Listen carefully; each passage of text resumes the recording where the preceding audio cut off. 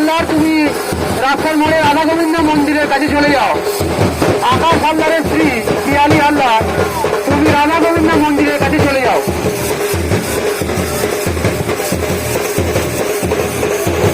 বাবা বড়বীর সাহেবের নামে আসবো, বাবা বিবি মায়ের নামে আসবো, বাবা বড়বীর সাহেবের নামে আসবো, বাবা বিবি মায়ের নামে আসবো, বাবা বড়বীর সাহেবের নামে আসবো, বাবা বিবি মায়ের নামে আসবো। আজ 24শে চৈত্র আমাদের শুভ আকর্ষণীয় দিন, যেটা সারা বছর আমরা অপেক্ষা করে রাখি। বাবার কাছে আগে বন্দিদান ধুলো পড়ানো, বাজি পড়ানো, যেটা আমাদের কাছে আকর্ষণীয় দিন, সেটাই হচ্ছে 24শে চৈত্র। এই দিনটি আমাদের কাছে